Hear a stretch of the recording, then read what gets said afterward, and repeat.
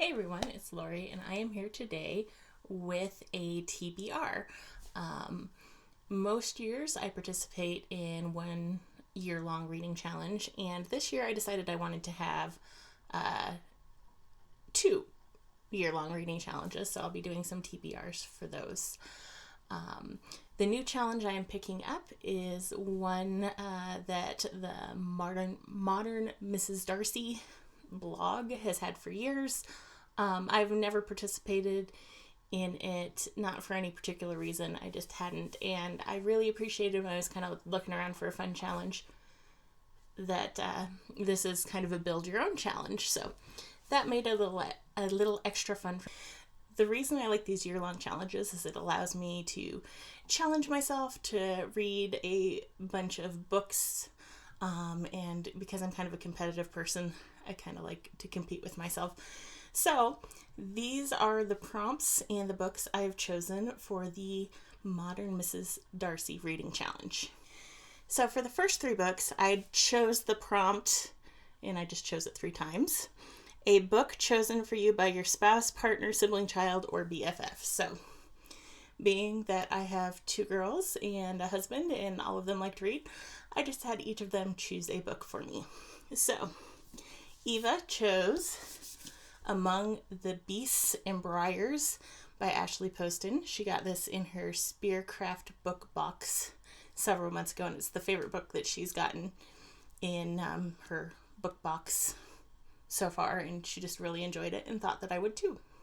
Charlotte, being Charlotte, chose a series for me, so I'm not going to guarantee I'll read the entire series, but I will at least read the first book in the series, and that is The Lunar Chronicles by Marissa Meyer. I do not have these books, so I'll put a picture up somewhere.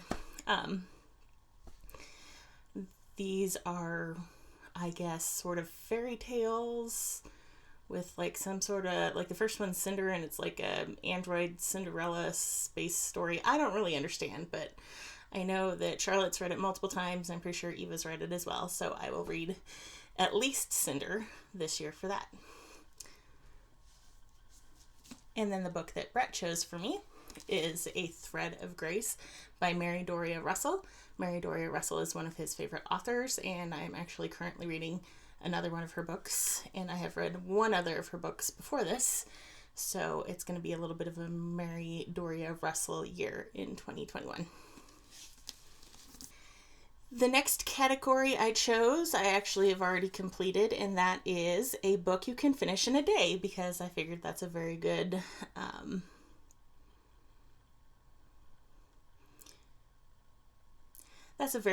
prompt for me, because I do like to read shorter books and just read them all in one sitting. And so I actually listened to the book Parnassus on Wheels.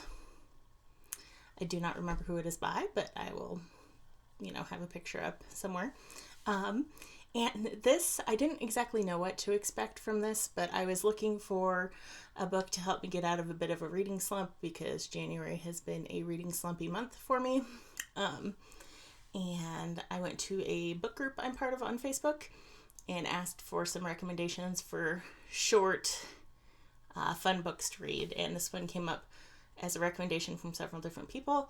And I was able to find it on the library in an audio format. So I think the audio was somewhere between 4 and 5 hours long.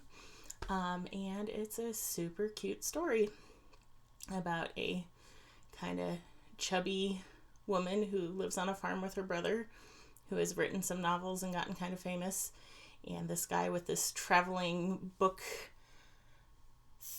business comes by trying to sell it to her brother, called Parnassus on Wheels, and she ends up buying it and going on an adventure. So it was very fun. I highly recommend it, but I've already finished that particular prompt for a book you can read in a day.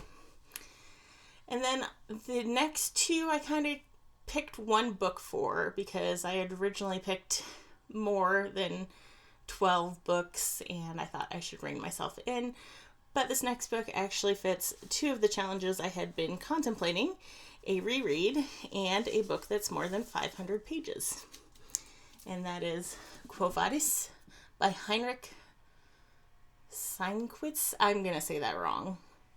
But this is a kind of classic tale It's about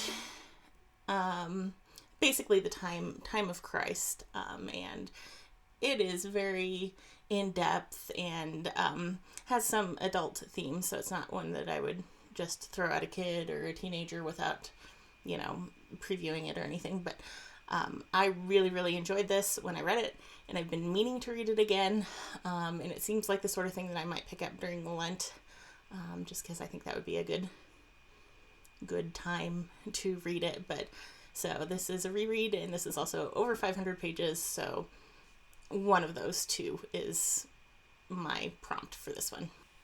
Next up is a classic I didn't read in school. And for that one, I am picking Catch-22 by Joseph Heller. This is one of two books that I am giving the girls as an option for this particular time in American history. We're doing American literature this year, so right now we're reading the Scarlet Letter, and as we get further on, sometimes they'll have one book choice and sometimes they'll have two, so they can either read this or The Moviegoer by Walker Percy. But since I just recently read The Moviegoer by Walker Percy, I'm going to go ahead and read Catch-22 when they read whichever one they choose. My next prompt is a book by an author who is new to you. And so this author isn't new to me in terms of just finding out about this author, but this is an author that I've been meaning to read something by for a while now, and this has been on my shelf for over a year waiting for me to get to it. And so that is The Great Alone by Kristen Hanna. I've heard some really great things about her book, The Nightingale, and several others, but this is one that I happened to pick up at the thrift store, and I believe it takes place in Alaska. I meant to read it after we got back from our trip to Alaska, but that was like 6 million years ago now, it feels like.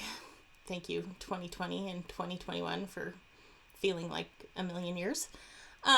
So I'm going to plan on going ahead and finally reading this book that I've been meaning to read for a while by an author I've been meaning to read for a while. My next prompt is a book about books or reading, and this is another one I've been meaning to read for a long time. It's been sitting on my shelves, and that's How to Read a Book, The Classic Guide to Intelligent Reading by Mortimer J. Adler. The sun is a problem right now. Anyway, this is a very classic work of nonfiction that has been suggested to me for years, that I finally got a hold of about a year ago, that has been sitting on my shelf for like a year waiting for me to get to it. So hopefully by putting this as a challenge, I may actually get through it. The next challenge I chose was a book you previously abandoned. And the book I chose for that is called Treason, a Catholic Novel of Elizabethan England by Dina Hunt. I still have a bookmark in it. It's apparently a cookie bookmark. And I got to page 108, the end of chapter 5, that far through. But I have no idea what happened in this because I am pretty sure it's not like I meant to DNF it. I just set it down one day and forgot about it for a while. And I'm pretty sure this happened before I joined Goodreads. So I'm going to say it's probably been 6 or 7 years since I started and did not finish this book. So I thought I should just start over and actually finish. It's not a long book. It's a novel. It's under 200 pages. I have no idea what happened, but something happened and I'm going to finish it this time. The second to last challenge I chose is a Newbery Award winner or honor book. And so I kind of just went through the list and looked at books that looked like fun to me, and gave priority to ones that I already had in the house because I really should read some of the books I have in my house. So I chose The One and Only Ivan by Catherine Applegate. And this is about a gorilla that I think is into art, if I remembered the description correctly. This is a book we've had around the house for a long time. Nobody in the house has read it yet. I don't know why not. It just keeps getting overlooked. So I thought The One and Only Ivan sounded like fun. Plus, I think there's a movie version of this out now. Not sure if it's on Disney Plus or what, but I remember seeing it somewhere. Amazon Prime, who knows? So, it might be fun to watch the movie after reading the book.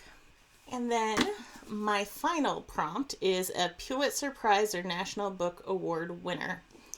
And I chose Angle of Repose by Wallace Stegner. And this was a Pulitzer Prize winner. So I have not read any Wallace Stegner. My husband has enjoyed some Wallace Stegner. So I thought, let's go ahead and try it. So that is my final book for my Modern Mrs. Darcy reading challenge. So I hope you enjoyed seeing what I'm going to read. I look forward to telling you my thoughts on them throughout the year. Since there are 12 books, in theory, ideally I should do one a month. I don't know if that's going to happen because I don't like committing to things like that. But I will get these done sometime this year. It may be 11 books in December. Kind of hard to tell, but we will see. So anyway, thanks so much for watching. Please feel free to leave me a comment down below if you have anything to say about any of these books or other book recommendations for me or questions. Love to answer. Anyway, thanks so much for watching. I'll see you in the next one.